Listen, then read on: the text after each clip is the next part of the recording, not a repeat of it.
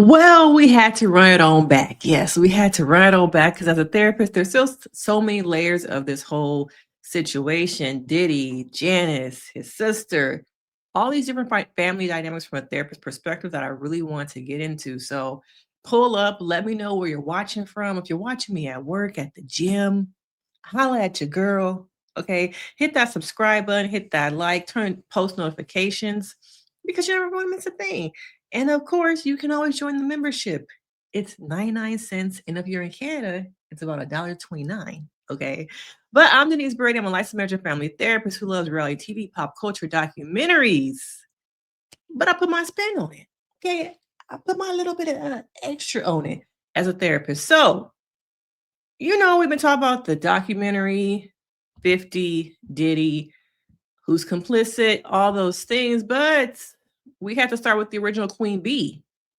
Okay, Janice Combs. And I think no one has really dug deep into how the dynamic with her mother-son relationship with him, his father, them allegedly being involved in some street life, and how that all impacted his persona, his image, all the things that Diddy is known for today. Now, I want you guys to think about as you're watching this, we're going through it together. What is your relationship like with your mother? Okay. Was it good? Was it bad? What's your relationship with their father? Were any of your parents really involved in your upbringing the way they needed to be versus how they perceived they wanted to be? Okay. Needs versus wants. And now, over the last couple of days, there's been so much talk, and Janice herself came out with a statement. Okay. Now, Janice feels like all this stuff said in the docuseries was just to make her look bad, make her family look bad, and it was intentionally done to mislead viewers and further harm our reputation. In the documentary, I am portrayed as an abusive parent. It is untrue. As I've stated previously, I was a single mother raising my son. I held 3, even 4 jobs in an attempt to provide a comfortable upbringing and quality education for my child. I raised Sean with love and hard work, not abuse. So let's talk about abuse. Okay. Because there are people out there who think abuse is only physical. But the biggest kept secret is that emotional abuse doesn't get talked about. You know why? Because the wounds, all of it you can't see because it's internalized. And now I am not saying at all that Janice was an abusive parent, but there are things that we learned from the documentary, things that people knew before about his upbringing that might say he didn't come up the best way. Was it abuse? I don't really know about that part. Okay. But he was born into a system that I think already had an idea what he was going to be. And knowing that his father was in the streets, now his mama said that she held down 3 to 4 jobs. Were them jobs on paper? Okay. And how sometimes having parents who are trying to provide for you so much, or they think they're providing for you financially, but what about that emotional part? Okay. What about the emotional aspects of the relationship? The statement made by Mr. Tim Patterson about Sean's life regarding my relationship with my son is not truthful and salacious to promote the series. To the contrary, I loved and nurtured my son. The memories of Sean growing up are all one of a respectful and a diligent child and teenager. Sean has always been a good, goal-oriented overachiever.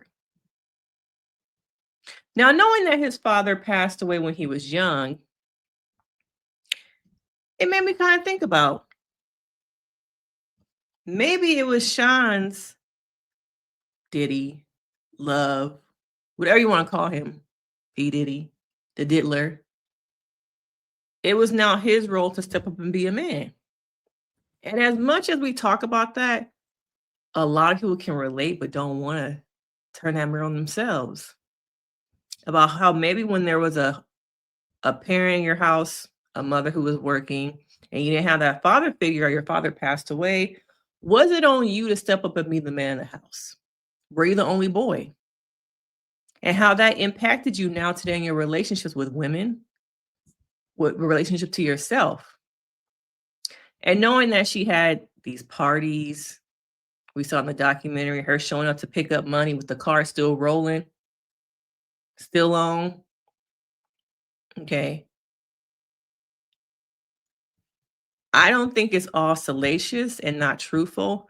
I think there's a lack of accountability and a lack of wanting to look at myself and see how I contribute to this. Now, I also think that Janice is of what the boomer generation. Now, don't get offended, y'all.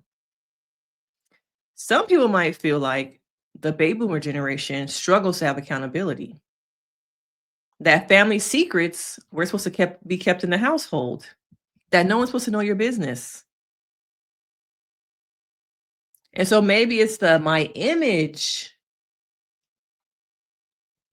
is being cast out as a woman who only cared about herself, her money, the party, the lifestyle, and that I had a role in how he turned out today. But I'm not ready to look at that.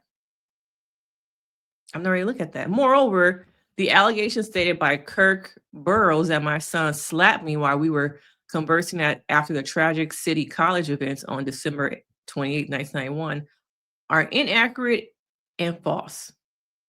Did you say patently false? This was a very sad day for all of us, for him to use this tragedy and incorporate false narratives to further his prior failed and current attempt to gain what was under his bad boy records wrong, outrageous, and past offensive. Okay. Now let me know, do y'all believe anything she's saying? Do y'all believe that the incident with the hitting never happened? Okay. But looking at this further, it tells a story of how there was a focus on Diddy, in my eyes, grooming him to become his father. The furs, all those things. Okay. And I wonder if a key point in their relationship was that incident after the high school. Because looking at that incident, he got away with so much that only empowered his ego, potentially poured into the God complex. Oh, I'm Mr. Big, I'm Mr. Powerful. I can do whatever I want. I can get away with whatever I want. And maybe the mama was talking too much, saying some stuff he didn't want to hear. I got power over you too. Okay. I got power over you. And we don't talk about how men are raised to be providers, men are raised to be powerful. Okay. And how that power shows up in all the worst ways at times. Digging into it a little bit deeper, I feel as though Janice parentified him. Okay. And once again, this video is not to make excuses or anything. It's to dig into the mother-son relationship and how I want some of you guys to reflect on your own relationship with your mother, especially the men watching this video, and how the role of the mother so young has impacted how you show up in your relationships with women, your relationship with partners. Okay. The person you choose to sleep with, how all that has impacted you. For many children who were raised by single mothers, after trauma, that parentification can occur when the child has to step into adult roles, protector, emotional support, even a provider, long before they're developmentally ready. And we saw in the movie, the docuseries, pictures of him at a very young age involved in a lifestyle some might feel like was not protective. And this creates a pattern when the child grows up fast. He was living in a fast environment very young, but emotionally I feel like he learned how to operate out of fear, responsibility, and hyper independence. Not only did he learn how to operate out of fear, probably how fear controlled people. I can only imagine the things with his mom being involved in the street life, the things that he witnessed and saw. Okay. So let's talk a little bit about attachment theory. Okay. What kind of attachment style do you guys feel like Diddy has? I think there could be a blend of anxious, avoidance, and a strong protector identity that was forced upon him by who? The mama. Okay. Look at her, even in this picture, is giving Sopranos. The picture is giving Sopranos.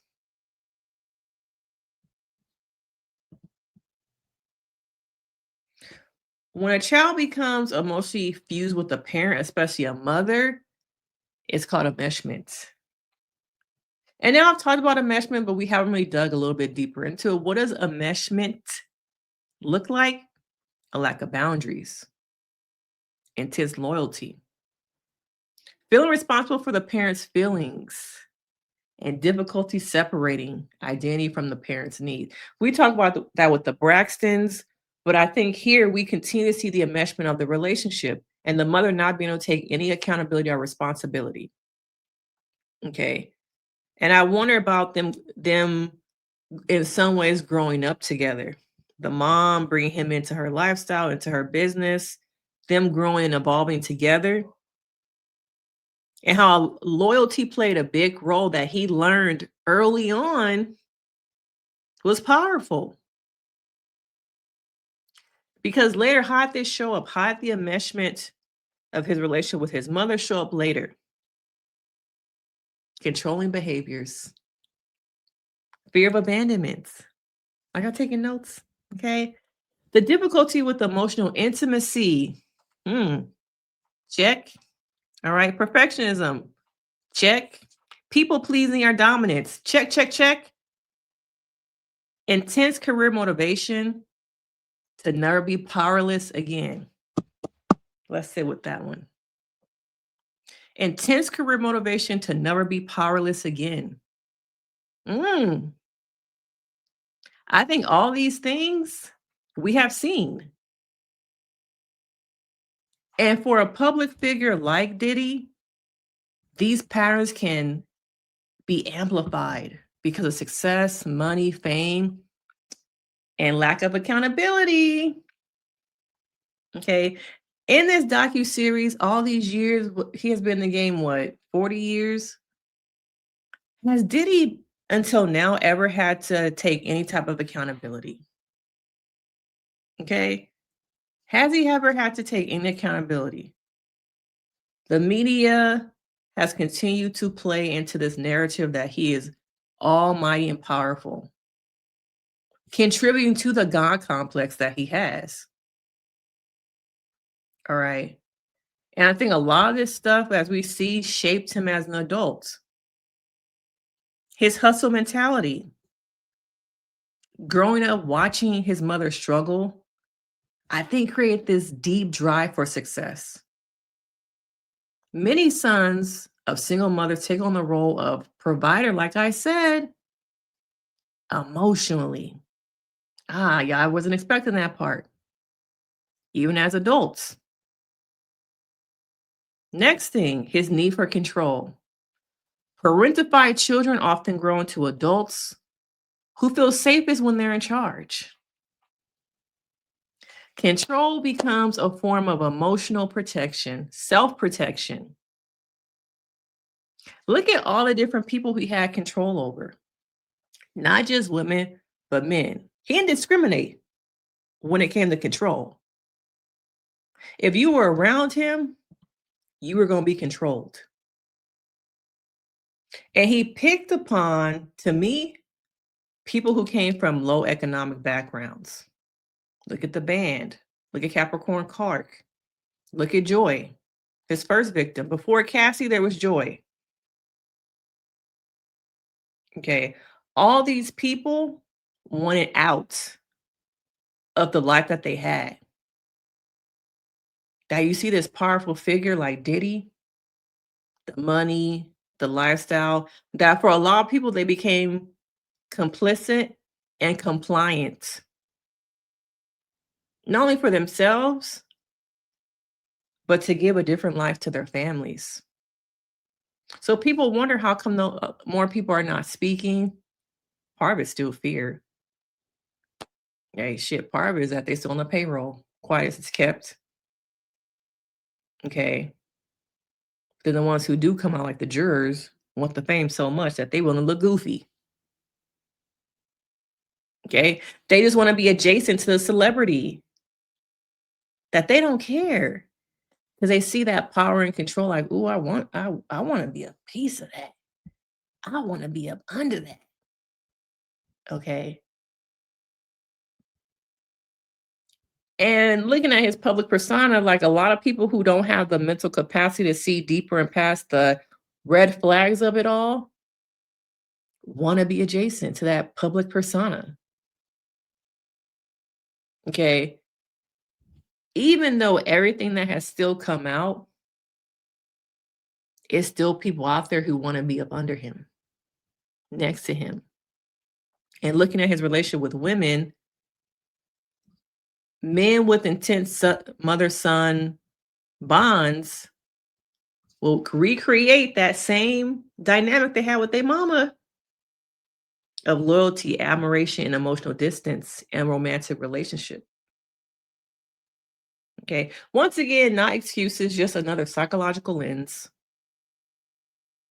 Okay. Just another psychological lens. I want y'all to learn about for yourselves, your own relationships, that there are different aspects of Diddy. The beast in him is the beast in you. Okay. And I think a lot of his blueprint was shaped in childhood, especially through trauma. It doesn't disappear. It's just that they become rich, talented, and powerful. So they don't have to deal with their trauma. Oftentimes, power will amplify those unresolved wounds. Mm. It's not a trauma response, but it's a lifestyle. It's a blanket to, I guess, self-protect me, to protect me from the world. But I think the power only amplifies those unresolved wounds. That I don't have to deal with them because the money, the power, the girls, the women, the baby oil, okay, will distract me.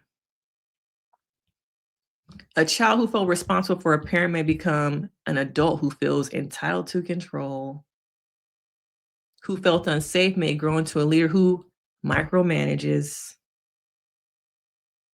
A child who was the man of the house at age 9 may become an adult who struggles with vulnerability and or accountability.